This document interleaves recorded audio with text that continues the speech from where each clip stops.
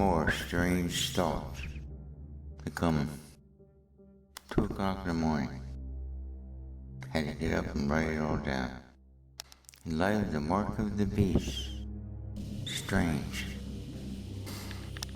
The ghost in the machinery of it all. Hear that? The ghost of the machinery of it all.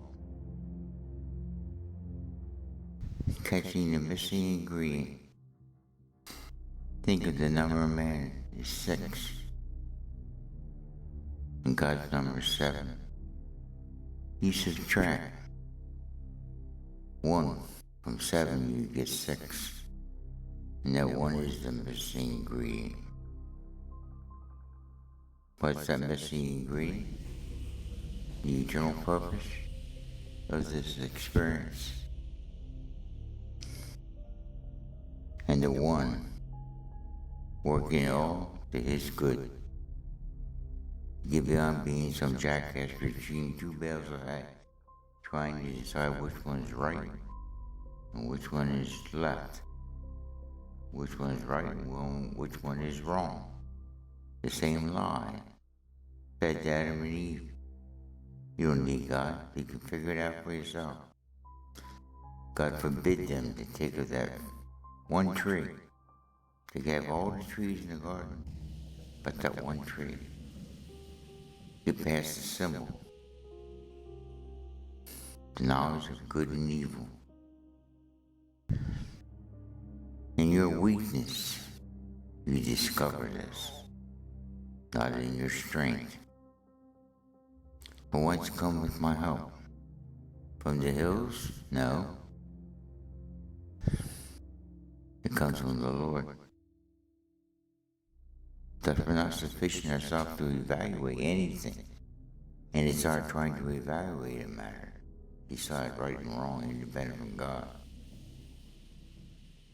Trying to decide right and wrong independent from God, everything becomes wrong. Hear that? Independent from God, everything we consider right or wrong becomes wrong. The treacherous soul robs God of the glory. Oh God, I understand that. Got videos on that. The treacherous soul. That's why it was a mystery. God kept something a mystery because he understood the treacherous soul. You see this also when it says when the rain falls upon the just and the unjust. The just know from where comes their strength. It was through their weakness, not from the hills. Now Satan comes to rob, steal, destroy. At one time he didn't know the mystery, but once it was revealed, he takes that mystery and distorts it. Self's treacherous soul robs God of the glory. They call it glorified secular humanism. Humanism, not glorified, is man in the name of man, by the power of man to the glory of man. Glorified secular humanism is taking those that know the Lord and getting them to abuse it, misuse it, glorify himself, robbing God of the glory. Unaware that they're doing that. It's like they're in the spirit unaware. They're taking credit where credit's not due. Apart from him we can do nothing, but through him we can do all things. Never forget that. This strength is found on a narrow road. It's not in the peak, nor is it in the valley. Catch this. Every valley, there's a mountain, a high time of experience, peaks and valleys of this life's experience. Enjoy the peaks and enjoy the valleys. And the way you can enjoy both of these is when you get a high and then the next day, every high is always preceded by love. Know that.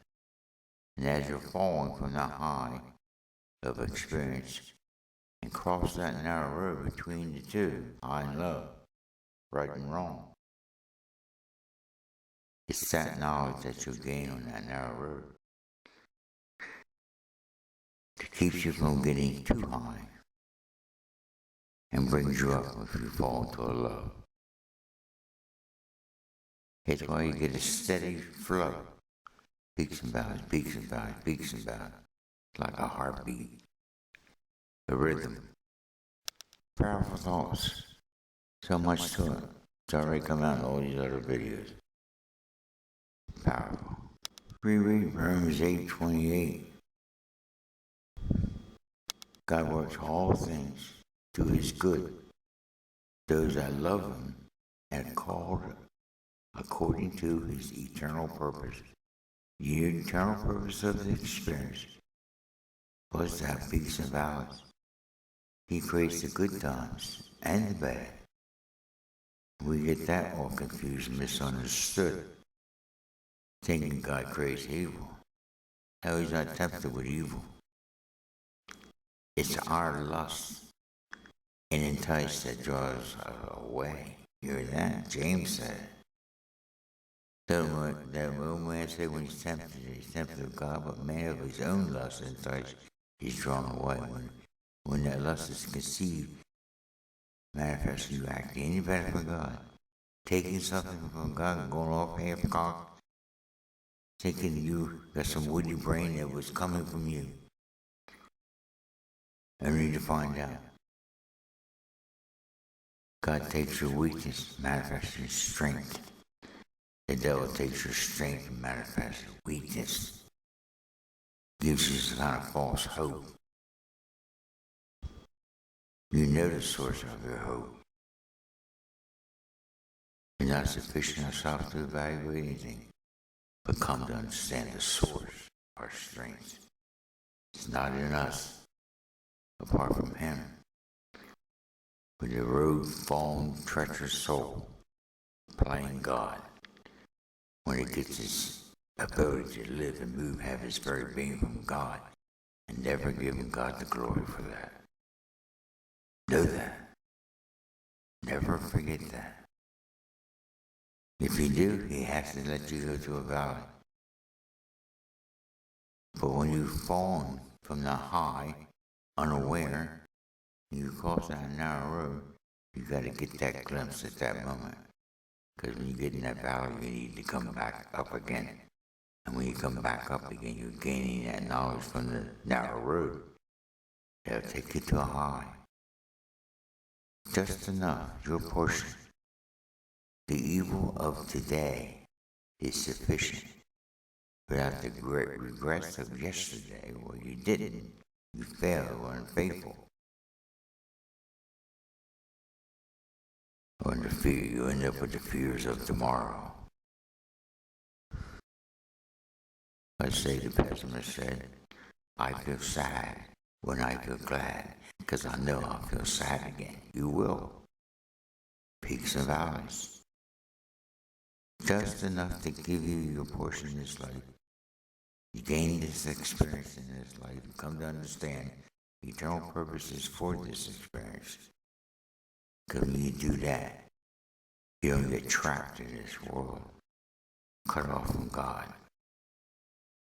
You can partake of the tree of life, where Adam is forbidden to do that, remember? Lest he be trapped in this world forever, cut off from God, playing God. It goes in the machinery of it all. Which ghost are you following? A ghost is something unseen. The unseen strength of the Father, or the unseen spirit of this world, seeking to rob God of the glory. Which ghost is running your machine? The mind of Christ? Or the ghost in the machinery of your fallen, treacherous, rogue soul. Man and man, name of man by the power of man to the glory of man. It's to the glory of God.